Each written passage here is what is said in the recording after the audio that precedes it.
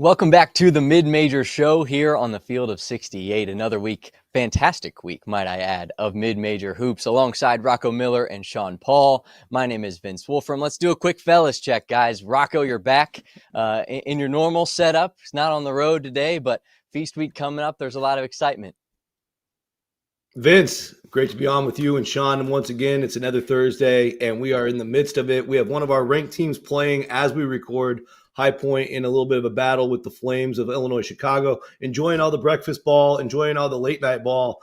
And back in the saddle for a few days, but back on the road on Saturday. So just enjoying the opportunity to evaluate all these teams that we're covering. Nothing quite as good as Sean Paul's new haircut. For our audio listeners, unfortunate, because our guy's looking fresh, man. Sean, what's happening? Hey, I'm always glad to have Vince here to boost my ego a little bit, but I'm always glad to talk mid-major hoops too. It's going to be a good time. It's been a pretty eventful week and obviously feast week. Even though MTEs are looking a little bit different than they used to, we still got a lot of good mid-major MTEs to look at. Yeah, no doubt about that. And this last week we saw overtimes, we saw double overtimes, game winners, half-court heaves that found the bottom of the net. We saw everything. And I think a simple question just to start, and Sean, we can start with you. What was the biggest mid-major win of the week in your eyes? And we can give a couple each. Sean, we'll start with you, and then Rocco, you can follow up. Yeah, the one that really stood out to me was Buffalo. I mean, this is a team who began the year 330th in KenPom. They're now 5-0. We had George Halkovich on the show last week to talk about that win over DePaul. And honestly, this game against Vermont was a spot for them to have that win over DePaul. They played a non-D1, and then they go and play a really solid Vermont team who's gotten a boost with big man Gus Yalden. He's really provided a spark for them on the offensive end of the floor. And then they go and win 94-90. They scored 1.29 points per possession, and Daniel Freitag had 33 points. That dude is an absolute bucket getter. Him and Ryan Sable are a really fun duo. Angelo Brizzi also had 19 points. That pair is going to be, or that trio is going to be really big for Buffalo when it comes to conference play in the MAC. I mean, this is a team, they were still underdogs in this game, so clearly the odds makers didn't quite respect them to that level yet. Obviously, Vermont's really good. We've talked about them plenty. They're in our top 25. But Buffalo deserves a little bit more respect. This is a really good team. They're a fantastic offensive team. And really nobody saw this coming. I feel like they're getting to the free throw line a ton. They're shooting it really well from three. And when you have a superstar like Daniel Freitag, you're going to have a chance to compete to win your league. Yeah, and Daniel Freitag, you mentioned it, 33 points. He's the transfer from Wisconsin. What kind of emphasis has he brought to this Buffalo team that maybe they had been missing in the previous years? I mean, he just gave them an absolute alpha score. He's averaging 21 points per game, 45% from the field, 39% from downtown, and having him allows Ryan Sable to be the number 2 option. And Sable's a great shooter, but I think he's better off being the number 2 option on a really good team than being the number 1 option on a mediocre team. Like last year, he averaged 14 a game. He was pretty efficient from downtown, but only 40% from the field. I think his game gets a lot better when defenses really have to focus on Daniel Freitag because he can drive, he can shoot from three, he can initiate contact and get to the foul line, which he does a ton. And then when people really start to go in on him driving the lane, he can go kick out to a guy like Ryan Sable, kick it to a guy like Angelo Brizzi, kick it to DJ Talton, their freshman guard. Noah Batchelor, he hit a couple threes. So, like, there's a lot of shooting options on this Buffalo team to benefit from just how good Daniel Freitag is in pretty much every facet of the game offensively. And for Vermont, what do you think the main disparity was? For me, you look at the stats, obviously it was the free throw line, right? Buffalo goes and shoots 37 free throws, makes 30, 31 or 32. Vermont only shoots 20. 17 more free throws is a pretty big advantage. Yeah, there was a segment in this game where they got down 9 points midway through the second half. There was like 8 minutes left, right at the under 8 timeout. I think they were down 9 points, and they just didn't shoot it well for a couple minutes. They ended up going 12 for 25 from three, but they missed threes on 3 or 4 straight possessions. That allowed Buffalo to really settle in. But you talked about their free throws. Angelo Brizzi 9 for 9 from the line. Daniel Freitag 9 for 10 from the line. Those guards absolutely did their job at the free throw line. They got to the line a ton. So I think that was definitely one of the biggest differences. When you can get to the free throw line like that, that is really going to make a difference because Vermont didn't really put pressure on the rim quite like Buffalo did. A lot of what Vermont did was either Gus Yalden inside or it was shooting from the outside. They didn't really have a guard to put pressure on the rim like Buffalo did with Brizzy because he does that, and Free Tag because he's always putting pressure on the rim. So having multiple guys that can do that was a huge boost for Buffalo in this game. 94-90 Buffalo beats Vermont. Rocco, let's talk, man. Let's hear. What was one of your best mid-major wins of the week? Well, I have to start with a team that hadn't won a road game in non-conference in 3 years, and it's one of the most under-resourced programs in all in Division I in the MEAC. That's Maryland Eastern Shore. The Hawks in double overtime, one of the most dramatic games of the week as well, win at Longwood, and that's just not a slouch of Longwood. Longwood had Odie brought a resume and some credentials by beating James Madison, just 6 days before that by double digits. They had another win over Binghamton. So for Maryland Eastern Shore, a team that opened the season at Georgia Tech, gave them all sorts of fits, and they're playing one of the best defenses. If you run the numbers in the Torvik database, Maryland Eastern Shore has a top 25 defense in America right now. It's a very interesting story. You're getting a lot of three-point, maybe a little bit of luck, but also doing something right there as a top 10 3-point defense, getting a lot of stops, and losing to Georgia Tech on opening night in overtime was really hard to see. They were so close to that moment, and they got the moment at Longwood. Now, of course, not a power school, but again, a reward for this group that's clearly working hard and have something brewing in the MEAC later this year. I want to give the first shout out to them. But I think the other big story was the half-court heave that broke Sienna Saints' hearts in the heart of Albany. And Jalen Cox really was a great player throughout the game. He had 20, that gave him 22 points. He's the one that hit the half-court heave. By now, you've probably seen the highlight all over social media. But I think the key point to this game is the fact that Colgate was even in position to win. That was a seesaw battle all night long. And even if it would have gone to overtime, that's a really good sign for Colgate. They had an unusual down season last year, didn't even get to the Patriot Championship game, did not win the Patriot regular season or share it. That was American and Bucknell. And this league has really counted on Colgate for years, most of the last decade, to be that flag bearer for the league nationally. And for them to go beat a very talented Siena team on the road is an awesome sign, regardless of the circumstances of the half-court shot, for the trajectory of the Raiders this coming season. One of those, oh my goodness, kind of finishes from Jalen Cox. Just a crazy shot to win that game 72-69. And for Siena now, 2 big wins over Brown and Bryant, 2 losses over St. Bonaventure and now Colgate. What do you see from them, and what do you think the vibe is right now with them looking to try to get back in the win column? Yeah, I think Siena should keep their head up. I mean, they had a very confident start to the year with those early wins you mentioned. But Tasman Goodrick is a real weapon in the Metro Atlantic, the MAC, if you will. And there's not a lot of 6'10", 230-pound monsters in that league, so they have a big advantage in the front court. Justice Schultz is a playmaker in the backcourt as the primary ball handler. And Brendan Coyle and Gavin Doty play anywhere between 2 to 4 positions. They have a really big lineup positionally outside of Schultz. So, I think Siena's a force. They were my preseason pick to win the league. What November and December mainly are all about, Vince, is just about finding yourselves, adjusting from game to game, and really fine-tuning those rotations and those go-to, possessions. And they got the opportunity to learn that in both the losses to the Bonaventure game, which is the Franciscan Cup, a big-time Catholic rivalry up in New York, and, of course, this heartbreaking buzzer-beater loss to Colgate. But I think if they're looking at the big picture, these are valuable lessons that are just going to help them when they're back in these tight games, inevitably during Metro Atlantic play. Yeah, and it feels so big in the moment, right? And then you realize that we're only, 6 games into the year, and there's a lot of basketball still left to play. Yeah. Sean, let's head back to you, man. A lot of great games. You talked about your first best mid-major win of the week. What's another one you got for us? I will say also on the Sienna point, Francis Full-Effect, that's a name to watch. 6'7", 245 pounds. He was awesome in that game. He was a big reason why they had a chance to win. He really caught my eye when I was watching that one. But on to my next game, Bethune-Cookman. Everybody, including Vince's alma mater in the opening game of the season, Auburn, saw how good this team can be. They probably should have beat Auburn in that game. They go and get destroyed by Miami. They played a close game at Dayton. And then they go to Ohio, who was in our top 25 to begin the year, and they go and win that game 76-73 on Wednesday. And we've just seen countless times from this Bethune-Cookman team just how good they can be at times. And when you have a guy like Arterio Morris, when you have a guy like Jacoby Hetty, Jordan Johnson, Quentin Hetty, and Daniel Rousen inside, like they have four guards around Rousen, who's a really reliable big man for them, who can really score the basketball. I mean, Morris had a good game. He had 17 points. Hetty had 20. That's going to be a dominant duo in their conference, and they haven't won 20-plus games since 2010-2011.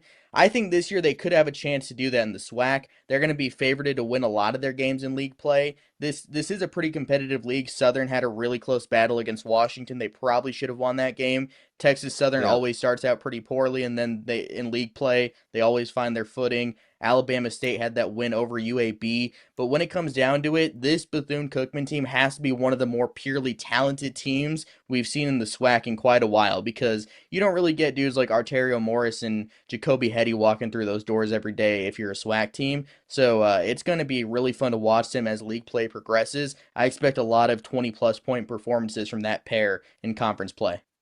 Just how good is that pair? Because like you mentioned, they've played against some of these top teams, Auburn, Miami. They've played against great power, high power opponents, and those guys have gone to work. In the conference level, what kind of damage do you think that pair can really do in that league? I mean, they're going to do a lot of damage. Arterio Morris, 16 points per game. He had 20 against Auburn, 19 against Dayton, 17 against Ohio. And he hasn't shot the ball overly efficiently, only 41% from the field and 31% from deep. But back in the day, like 3-4 years ago, this guy was a very highly touted recruit. Obviously had some of the off-court stuff, and it's part of why he is at Bethune-Cookman. But this guy was a very highly touted recruit, and he's just a big-time talent for this level.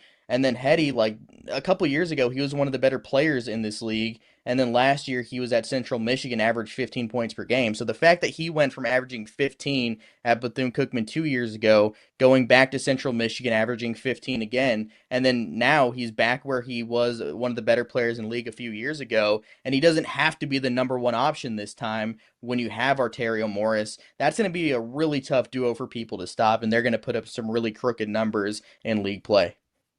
No doubt about that. That pair is dangerous, and they're going to keep hooping all year, I think. Rocco, let's go to you for another great mid-major win. And I know the Northern Colorado Pepperdine one, you had the half-court shot with the Colgate, and then you get the overtime victory this time for Northern Colorado. Talk to me about that game and what the difference was.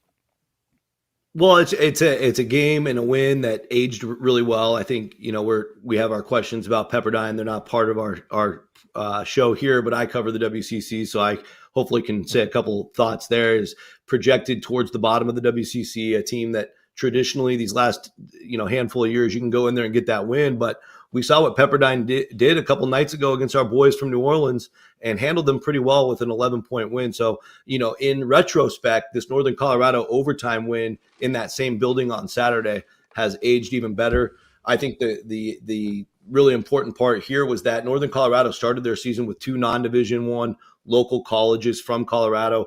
Were not really challenged in those games, so we didn't know what we didn't know. But what we do know, Vince, is that Steve Smiley is an incredible coach. Obviously, probably most famous for bringing in Dalton Knecht before anybody knew about him.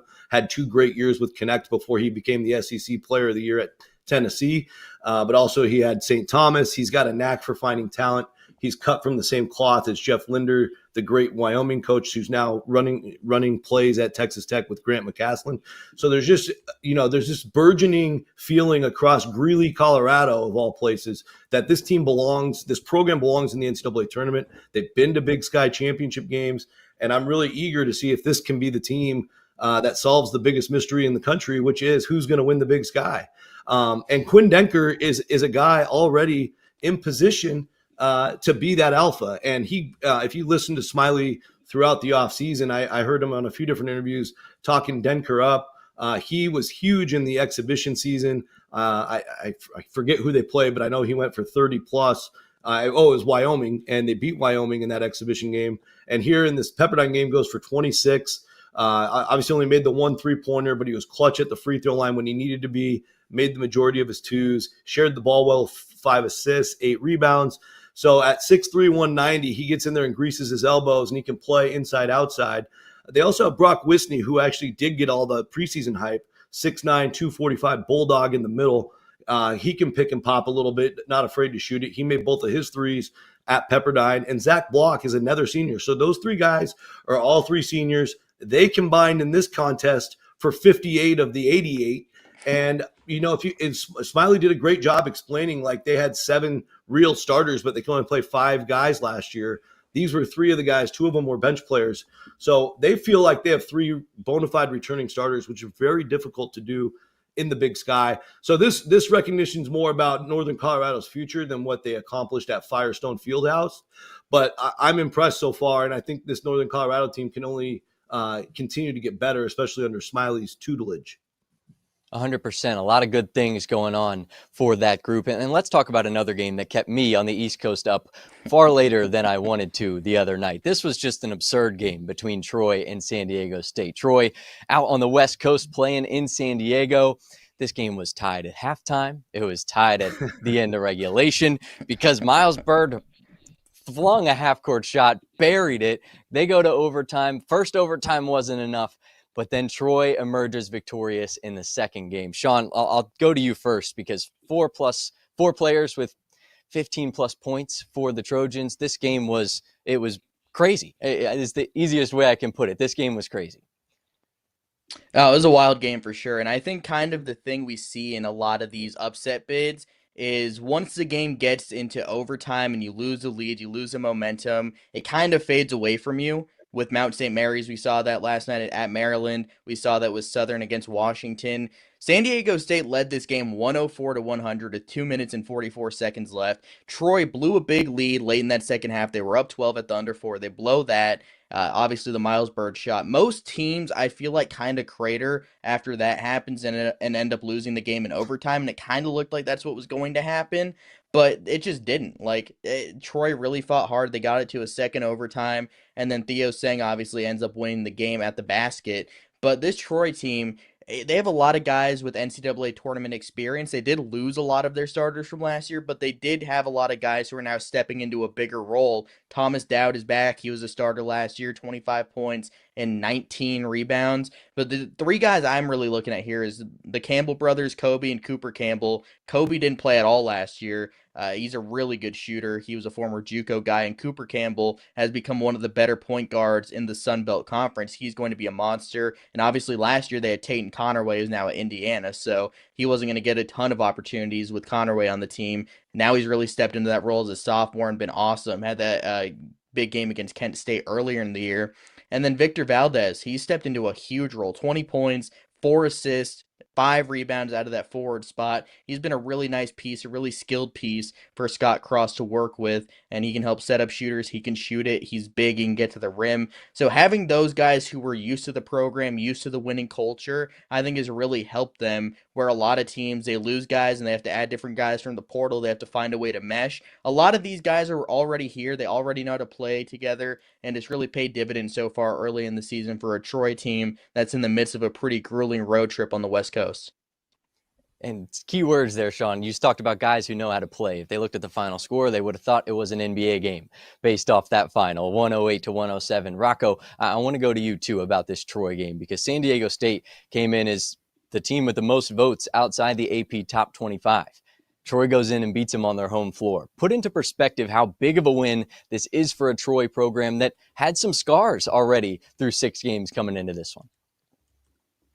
Well, yeah, and I mean, with the exception of Dowd, a lot of these guys are brand new to the program. They were pretty much gutted from last year's tournament roster, but that's one of the glories of getting to know Scott Cross over the years.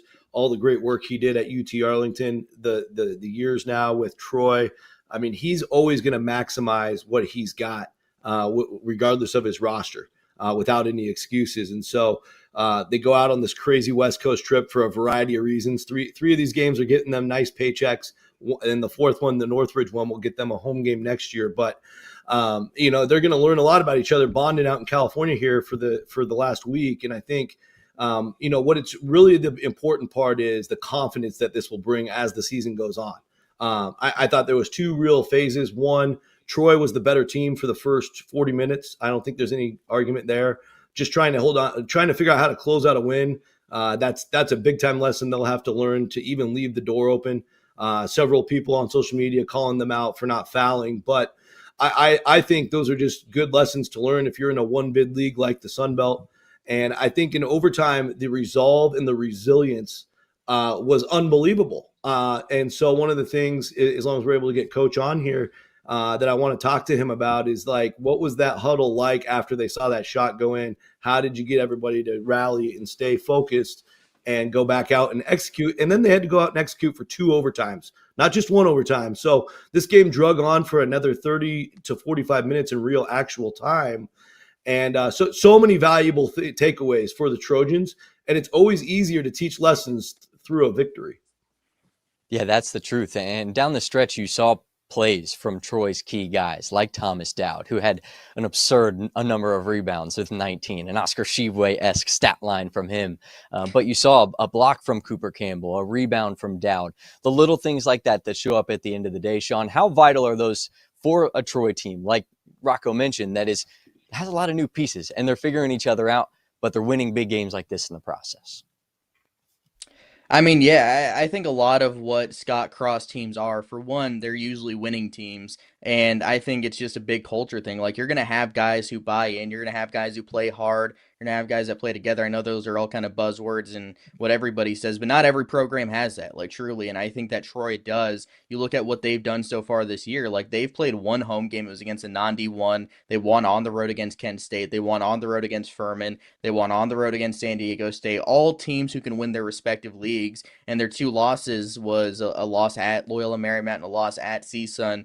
2 pretty solid teams. Loyola Marymount's 109 in Ken Palm, and CSUN is 199, and they'll be a top 5 team in the Big West, and they play USC today. So, like, this is a very battle-tested team. Obviously, the Sun Belt with their conference tournament's kind of crazy, and there's always a lot of competitive teams in that league. But the fact that this team plays as hard as they do, the fact that they're as battle-tested as they are, really speaks to what this team could be. And one little point on that non-fouling thing, I am a pro foul up 3 guy. I'm never fouling in that situation. If Miles Bird wants to make a shot from 50 feet, then Right. go ahead. He's probably going to miss it 9 out It's of a 10 tough one. times. There's zero chance I'm fouling in that situation. That anybody giving Scott Cross or Troy flack for that is crazy. I mean, they just are. There's no reason to foul in that situation.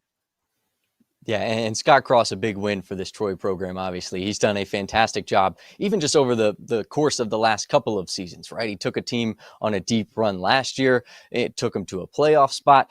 Rocco, put into perspective what Scott Cross has done for this program, and hopefully we'll be able to talk to him here in a second, but sort of break that down, because what he's brought to Troy is really special. Well, Scott Cross been an unbelievable coach for years. Back in 2008, took UT Arlington to the NCAA tournament, and so much of getting a one bid league bid, you need some breaks. You have to go into your conference tournament, especially in leagues like the Sun Belt, where he's primarily coached.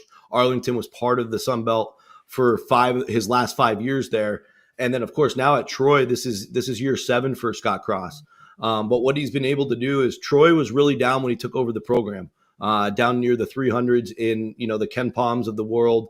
And it took a couple of years of rebuilding, but starting with the 21-22 season, 10 wins in league, then 11 wins in league. The last 2 years, 13 wins in league. And this is a brutal league to navigate. You have really difficult trips. You go as far west as Texas State. You go as far north as Marshall and Old Dominion and James Madison. And those can be really, really difficult trips. A lot of long bus rides. No direct flights really throughout the conference unless you're going to Georgia State. And so it's a really tough thing to keep your kids engaged, knowing that you're going through the dog days of Sun Belt play, but it all does come down to that conference tournament. And they were the first team to win in the new conference tournament format. We called it the Stairway to 7 last year because they invite all the teams, but it takes 7 days to play the conference tournament. And if you are the bottom of the league, you have to win 7 days in a row. Troy was able to get there was a 4-way tie for the title last year. Troy gets a bye to the second to last round, essentially the quarterfinals. And so they did win 3 games in Pensacola. They've always prided themselves on great defense. And the defense has gotten better under Cross every single year. You can look at the numbers. And so that's a big part of the pedigree. I think the other thing is just taking what the defense gives them. You see in this game against San Diego State, they launched 34 threes, mainly because the defense was giving them that.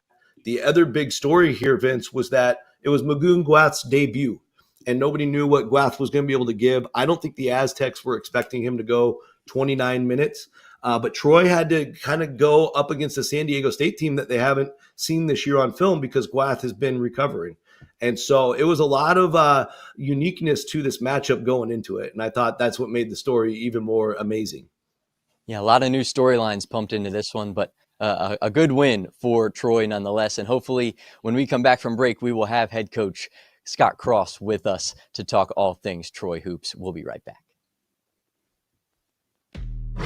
As you know by now, we have teamed up with BetMGM again this season. We'll be using BetMGM lines to make all of our picks, and we will have special offers for Field of 68 fans, including same-game parlays, best-in-class live betting, and daily odds boost. If you haven't signed up for BetMGM yet, use bonus code FIELD to get up to a $1,500 first bet offer on your first wager with BetMGM. Here's how it works. You download the BetMGM app, you sign up using bonus code FIELD, you deposit at least $10 and place your first wager on any game, and you receive up to $1,500 in bonus bets if your bet loses. Just make sure you use that bonus code FIELD when you sign up. Make this college basketball season one for the history books. Make it legendary. And don't forget, if you haven't signed up for BetMGM yet, use bonus code FIELD and get your $1,500 first bet offer today.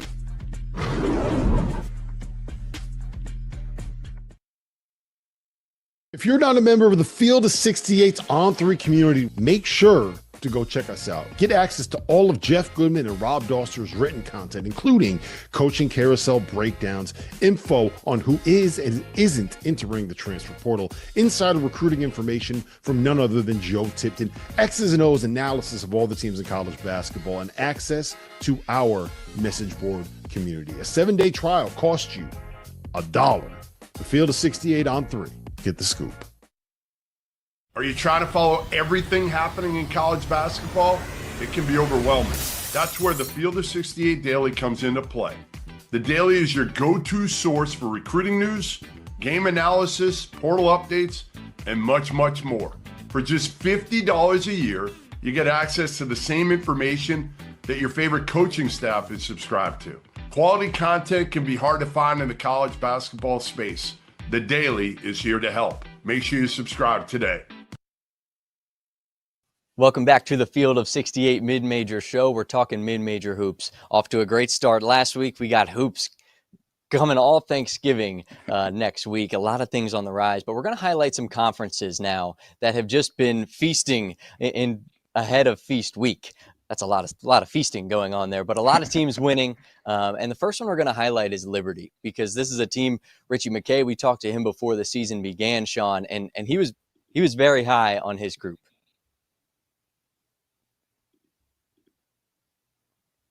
Yeah, I mean, Liberty has a lot of good talent this year. They have a lot of shooting. So when you have Colin Porter, Brett Decker, Caden Matheny, all those dudes around Zach Cleveland, that's why Liberty is where they are. And they get Vermont leading off the adventure bracket in the ESPN Events Invitational. They're number one in our top 25 for a reason. They have a ton of shooting.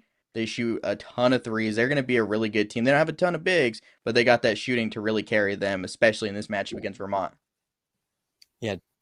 2 big wins in the Field of 68 opening day tip-off, which were huge. And now we're going to be joined by Troy head coach. We just talked about it. We promised he'd be back once we got back from break, and there he is, the Troy head coach, Scott Cross. Coach, first off, congrats on the big win, and welcome into the Field of 68. I got a question for you, because I know you're out in California. You're doing a big trip out there.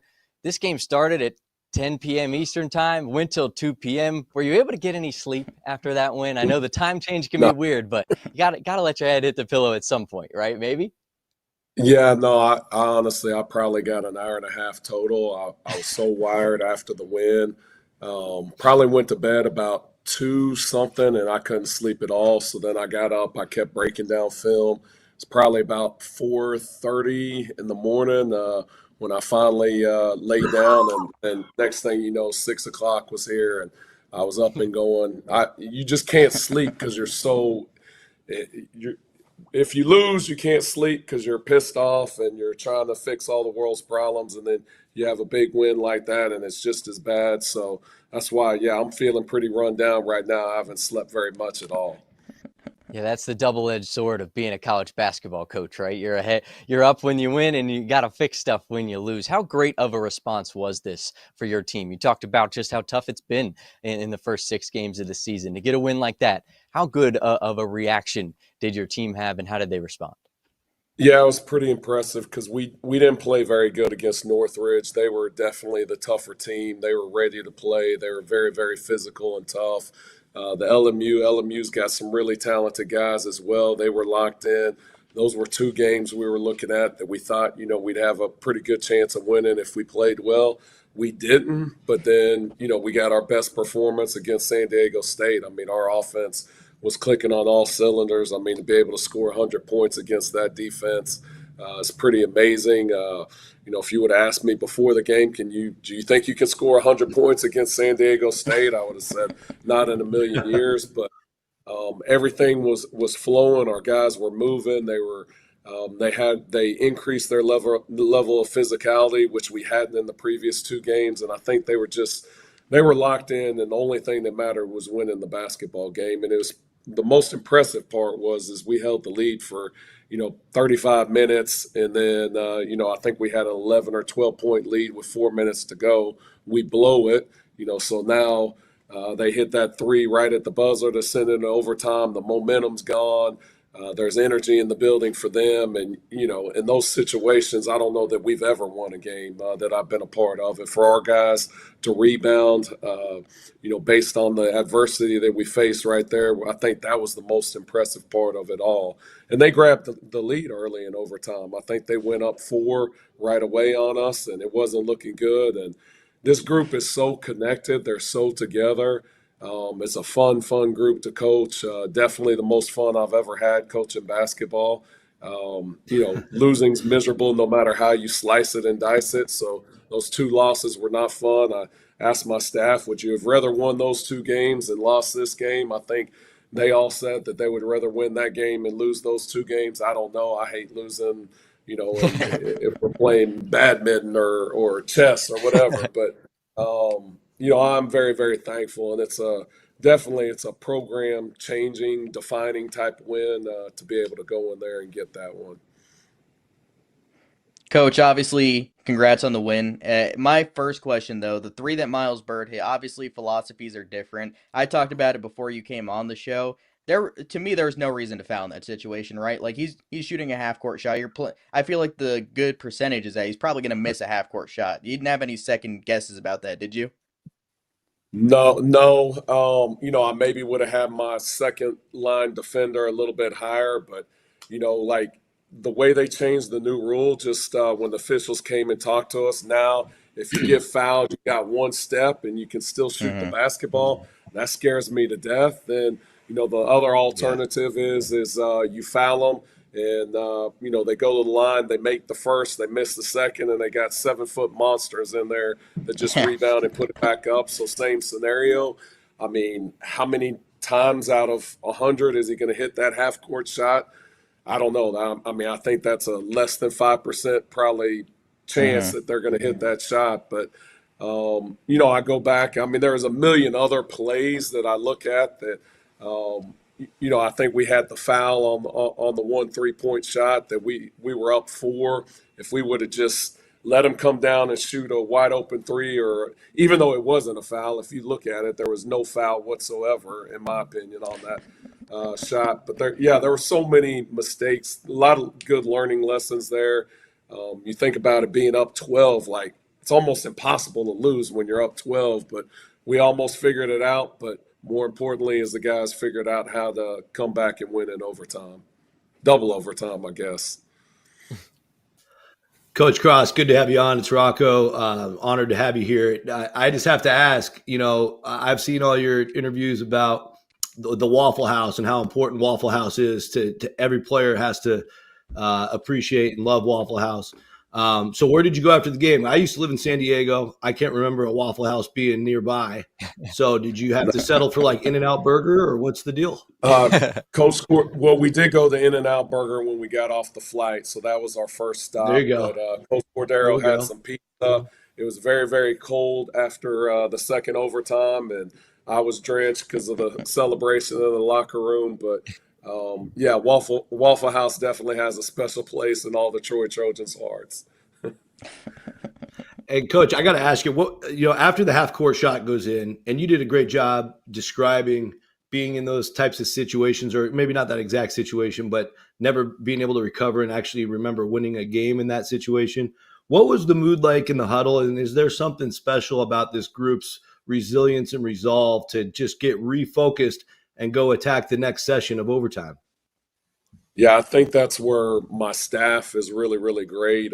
Even though like the energy was gone, including myself, I mean, it felt like I got punched in the gut.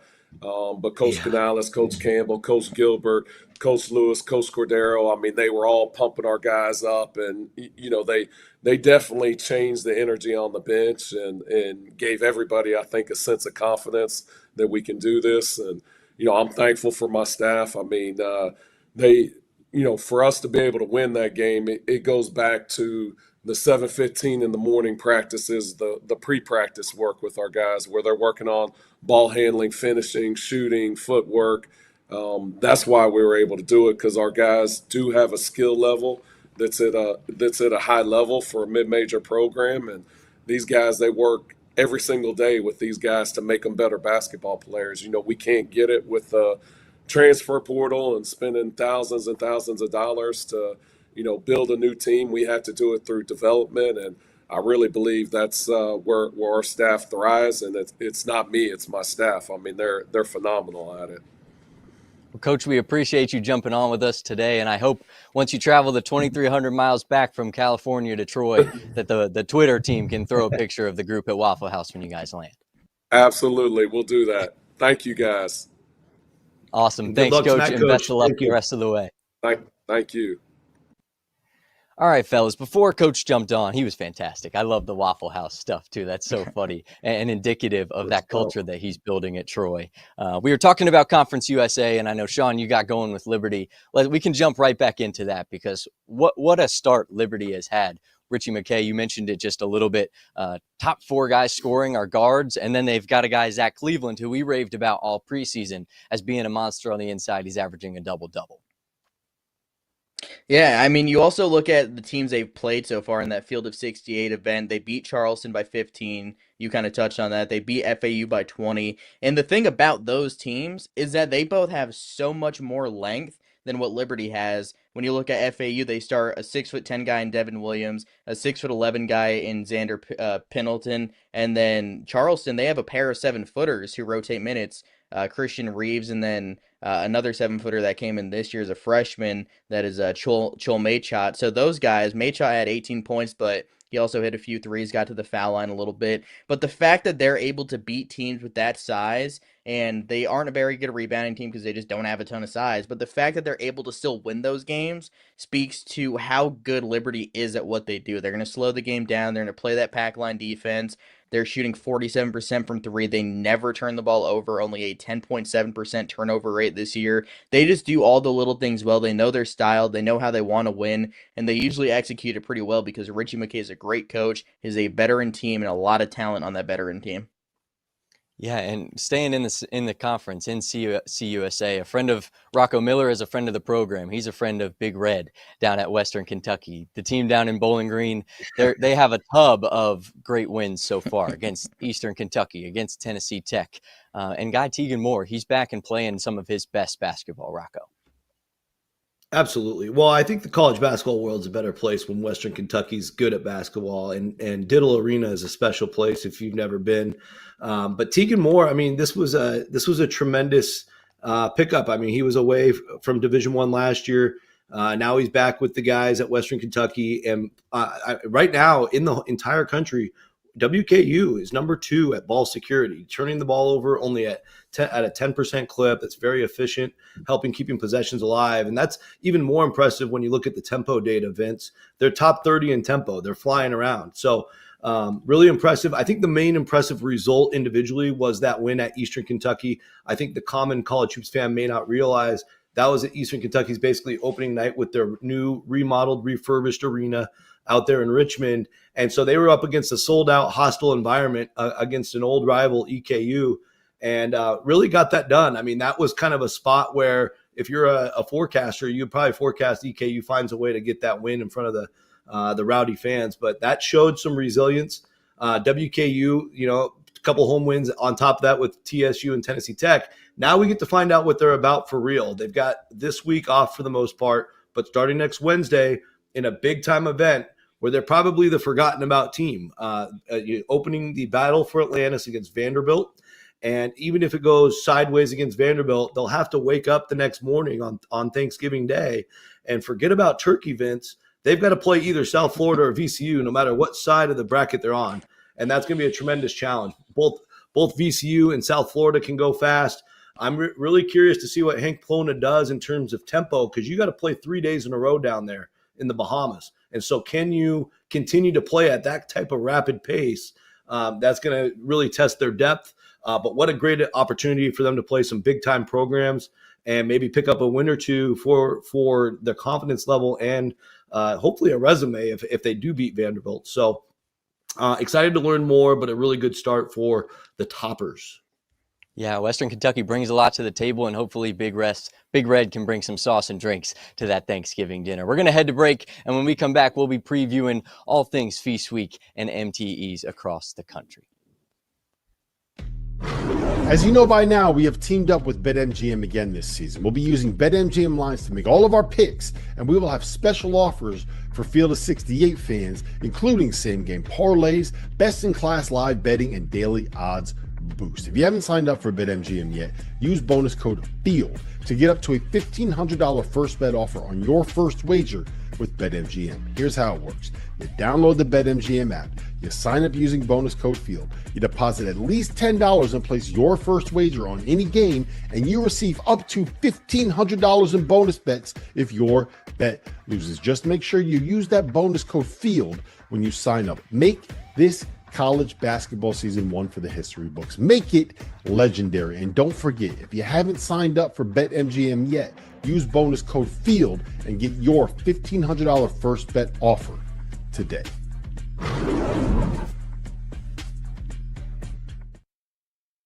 Would you be surprised to find out that the Field of 68 is home to more than 35 podcasts? More than 25 team-specific podcasts that are hosted by the people that know what fans want the most. The Goodman and Humble podcast, the DTF podcast, the A10 Insider podcast, and the Mountain West podcast. But wait, there's even more. The Field of 68 will be launching the ACC Insider podcast this year. Subscribe to this channel and come along for the ride.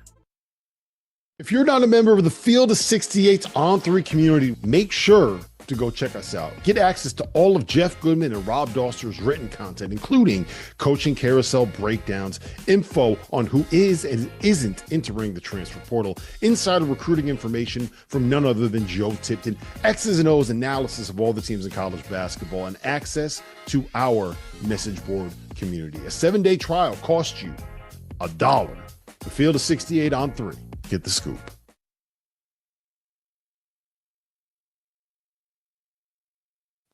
Welcome back to the Field of 68 Mid-Major Show. We are joined now by Dan Geriot, the head coach of Iona men's basketball. And Coach, you're on the islands, man. Before I let the guys jump in and run the show here, you're down in St. Thomas, Virgin Islands right now, preparing for Paradise Jam. How's the first day been down there? What has the experience been like? And how do you get your team to not only focus up and try to win some basketball games, but to enjoy the experience as a whole?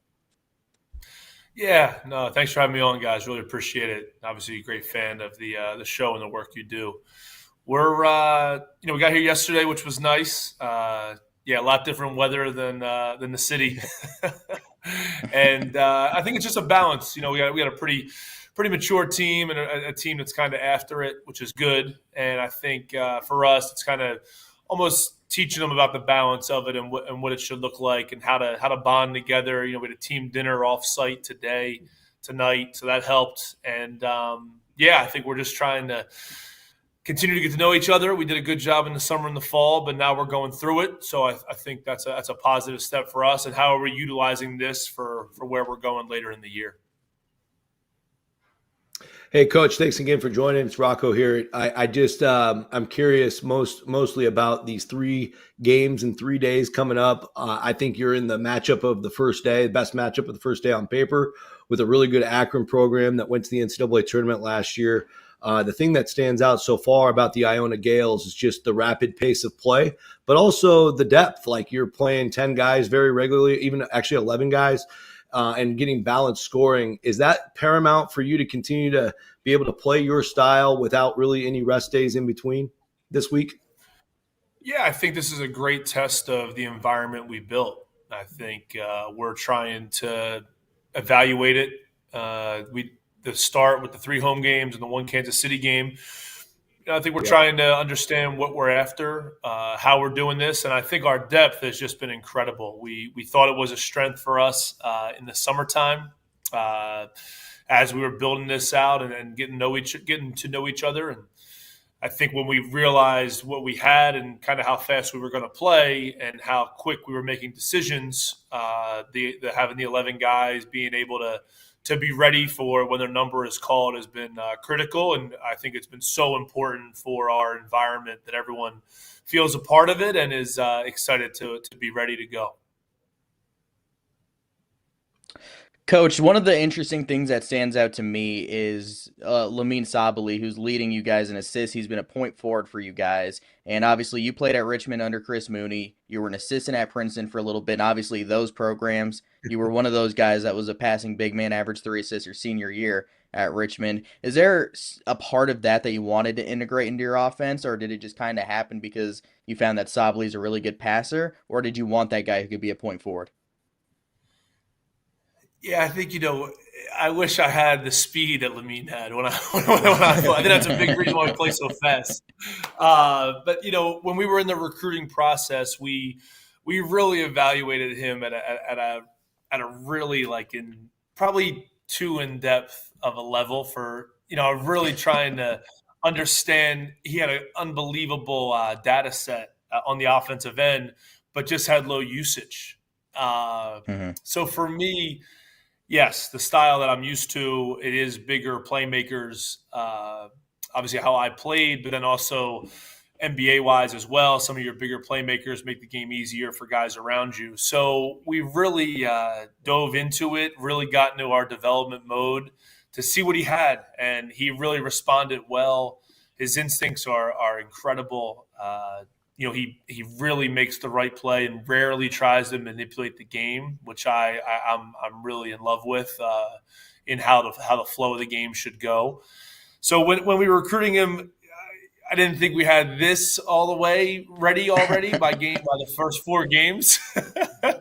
But I think his better than you thought. Even his instincts defensively really stood out to us, and those have really taken a mind of their own. And I think our team really enjoys when he gets those clean defensive rebounds and when we get to go. I think our team enjoys that. I know our home court really enjoys it when I can feel everyone stand up. I'm like, oh yeah, it's gonna be okay. Hey, Coach, of course, you've taken a really interesting path to land as the Iona head coach, of course, starting your coaching journey with Princeton and Campbell, but that was over a decade ago now, and you're still a young, crisp 37-year-old, but with a decade of NBA work. What excites you the most about being back in college basketball? Yeah, I've said this a good amount. I mean, well, one, it's really Iona. The support, the university, the energy has really made life exciting, made things really, in a sense, like transparent on our end. We're so after it. I love that about Iona. And really, the cool part to me is the big belief. We have an ability to create different paths for guys, and that's where college basketball has always been so special to me. It meant a lot when I played. I was a I said this in one of my press conferences. I was a very emotional player. I had to work on that. So I think that was a great part of how I developed as a human was in those college years. And obviously Coach Chris Mooney's still at Richmond, and he had such a huge influence in my life off the court as well. So I think that's what we're after even in this era of college basketball. And that's why I love it. I love the opportunity that I had, and that's why I jumped at it and, kind of pounced at it and hit the ground running with our GM, Craig Moore, and we just kind of got after it. So I think that's why college basketball at this point, it's Iona, and then the other part is like the big belief of how we can create and shape these young guys. Coach, one thing I was kind of curious about when this hire was made was it kind of felt a little bit outside the box. I don't think a lot of people expected that, but the NBA, but the NBA thing is starting to pick up a little bit. The NBA thing's starting to pick up a little bit, but you kind of worked your way from the ground floor at the NBA level all the way up to an assistant. Was this like a tough decision for you, or was it obvious because it's Iona, it's a good program, or did you want to stick with the NBA a little bit? Yeah, I mean, I think it was tough because it kind of that's why I'm laughing about a little outside the box. This thing was out of left field. So I think tough in terms of probably my mindset. Was I ready to do it? Was I ready to make the jump more than anything? I felt ready to preparing as a head coach and preparing a program. Weirdly, what my job became in the NBA was like running a player development program, but also like a bridge to the front office. I kind of had like a niche kind of role. So when this came about, and then I went back, and obviously Richmond, we lost at Iona double overtime, and knowing the tradition, the program, and then once I kind of began conversations, and we, it happened quickly, but once they laid out what the model was going to look like and how I could really implement in a sense what I was doing in the NBA, and they believed in it and they were going to support it and have the energy behind it university wise. That's when I was like, it wasn't just college basketball. It was really just Iona, and their plan, the alignment is like a dream come true from president, board of trustees, athletic director, GM. That's hard to get even in the NBA. Like, you're really fighting for that a lot. So for us to have that alignment of how we're going to do this thing and why we're going after it this way, I thought, to me, it was a no-brainer, and that's why I pounced at it. Yeah, Coach, and before we let you go here, I know a week from today is Thanksgiving. I don't know that we'll have an episode. Rocco was trying to get me on for Thanksgiving. What's a go-to at the Geriot Thanksgiving dinner? Oh, that's a good one. Well, one, if you guys are working on Thanksgiving, Rocco, that's overtime. That's overtime. Absolutely. So Jeff Goodman. So I'm a sucker for normal stuffing with cranberry out of the can, the cranberry sauce out of the can. Ooh. And then my wife, she does an unbelievable job. We make these mashed potatoes and sweet potatoes, and they're side by side. They're incredible. I was listening earlier. She's from San Diego, so I've been. She's been traveling with me all these years now. But I listened earlier about your San Diego deal. I thought Coach was going to say Roberto's, get a little burrito done. Yes. Stuffing. I used to live. The stuffing cranberry sauce is huge in the Geriot household, specifically on my plate. I used to live right next to Roberta's, if you can believe that. It was a crazy time, long time ago. Oh, baby. Yeah. I'll tell you what, when I had those NBA summers, I was out there a lot. We might have to get Iona into an event down there next year, Coach. We're working. I hope she's not watching right now. There are no events. There are no events. Awesome. Well, Coach, we appreciate you joining. Best of luck this week down in Paradise Jam. In the Virgin Islands. Best of luck, and we appreciate you joining us. Man, thank you guys so much. Appreciate it a ton. Appreciate the work, too. Thank you. Absolutely. Best of luck the rest of the way. All right, fellas, let's get into it because we've got a ton of mid-major games coming up this week, and I'm just going to open the floor for you guys. We've got the ESPN Events Invitational down at the ESPN Wide World of Sports in Orlando, Florida. They got a new format, 3 brackets, 1 distinct winner of each. we're looking at the adventure bracket here with Rhode Island, Towson, Liberty, Vermont, Temple, UC San Diego, Princeton, Bradley, a ton of good games there. Cayman Islands Classic, you got Middle Tennessee, George Washington, McNeese, Murray State in that round robin style event where all three teams play each other. Sean, we'll start with you, man. What are some games that stick out to you this week that you're super excited to watch? That Liberty Vermont game, I mean, I talked about it a little bit, but that's going to be a good game. We're going to see what Gus Yalden can do against that smaller interior that the Flames have. But there's going to be a lot of shooting in this game. We had TJ Long on last week. He can stroke it from outside. TJ Hurley, one of the better shooters in the country. Then you have Liberty with all their big-time shooters. So that'll be a really fun one that I'm kind of locked in on. But also Bradley against Princeton in that adventure bracket. Princeton doesn't have as much talent as they've had in recent years because Caden Pierce opted out, going to redshirt this year, and Xavier Lee transferred, but they still have some talent with Dalen Davis, big-time scorer. They got destroyed by Iona the other day, but Bradley, I want to see something from them. I've seen nothing that has encouraged me about them being the team we thought they were going to be this season. They had a really close dogfight as like 20.5-point favorites against UMass Lowell yesterday. I really need to see something from them, so this will be a big opportunity for them to really show me what they haven't so far. Rocco, what about you? Looking at these games, these invitationals, these MTEs, which ones stick out to you? Well, you mentioned the Cayman tournament. I just think it's going to be a unique environment. You know, no days off. George Washington from the Atlantic 10s in the event. They look every bit the part of a juggernaut, a potential at-large bid type of team. And you've got three teams from our world. Two of them are pretty high in our poll with Murray State and McNeese. And really two different styles. McNeese, extremely athletic. I saw them here at Santa Clara with their one loss, but they have a tremendous amount of talent with Cart Garcia. And, of course, the freshman phenom there, Larry Johnson. Murray can shoot, weapons all over the floor. We'll see how that plays out over 3 days. Can they win all three games with that method, or will they have a cold day or two? We'll see. And then I think the real wild card is Middle Tennessee. Middle Tennessee is a team that's built a great program with Nick McDevitt, another Conference USA team. Of course, they had a rough one last night with Michigan, but that's a good way for them to tune up for this event, I thought, because they are going to be facing uphill battles, I think, in all three matchups. But it's one of those deals where if Middle Tennessee comes out of this 2-1 even, we'll probably be talking about them on the next episode as a team on the rise.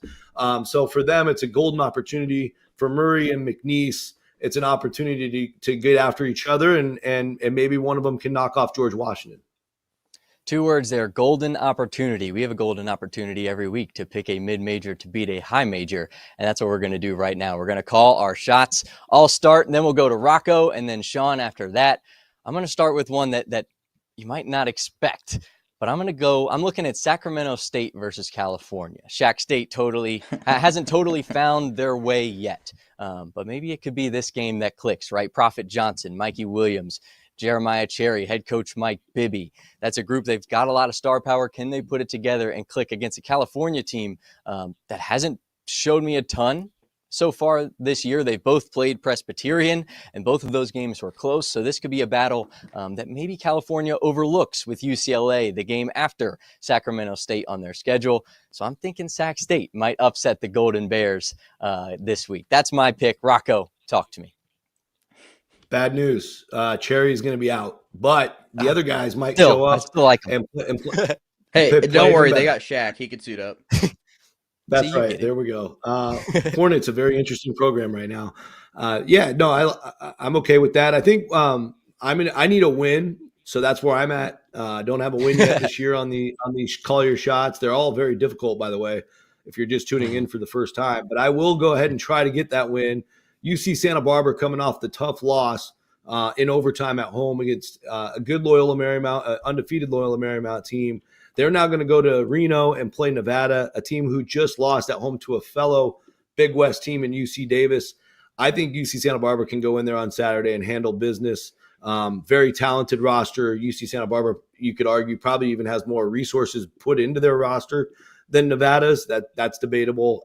But I think since it is at Reno, Ken Pom still has UC Santa Barbara picked to lose this game by 5. It still qualifies. And Gauchos won't let me down. They're going to go get this done. And that's a great segue because I do want to let everybody know The Resorts World Classic will also have UC Santa Barbara playing Lehigh and Seattle, Texas State. I'll be on the call for those games a week from now, Thanksgiving weekend in Vegas. So let's just watch a lot of Gaucho basketball. Is it my turn? Okay. So I'm not as confident about this as I was last week. Oakland almost beat UCF.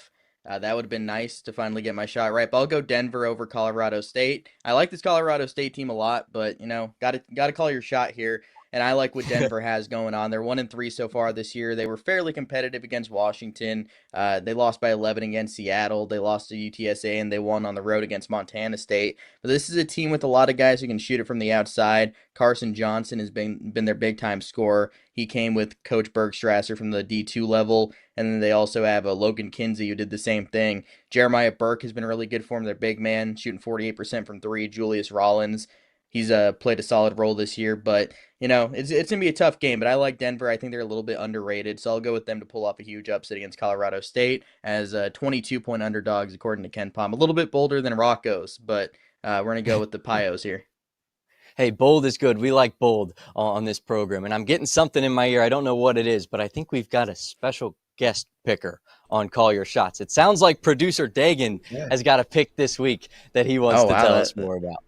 What's going on, fellas? So we don't get a win yet in Call Your Shots. So we're gonna go power numbers. I'm gonna throw my hat in the ring. I'm gonna go UC Davis over Colorado tomorrow night. Okay. I don't know. There's something about this Aggies program we were supposed to talk about today. Didn't get to them in the show, but 4-1. I like what's going on there. Colorado's played some close games. I think the Aggies get it done tomorrow. I promise. Dagan, Dagan's the one that gets this right of all of us. Something's got to change. And Dagan's locked in now, too. He was telling us before the show. He's locked in on Jacksonville State, South Alabama last night. He went from a Seton Hall guy to, that's pretty much, Still very much they a Seton played Hall like a guy, mid-major the last couple of years. So, So 5-0. We're not discounting the Pirates. The mid-major show, if you didn't believe the mid-major show was life-changing, just look at Dagan. Fact. That is the truth. That is the truth. Well, we called our shots and we broke down mid-major hoops for the week prior and the week to come. A lot of things going on Feast Week. Next Thursday, we will not have a program because we will be enjoying beans, greens, potatoes, tomatoes, everything under the sun for Thanksgiving. Have a very happy Thanksgiving Feast Week, and we will see you guys a week from then on the Field of 68 Mid-Major Show. My name is Vince Wolfram alongside Rocco Miller and Sean Paul. We'll see you guys next time.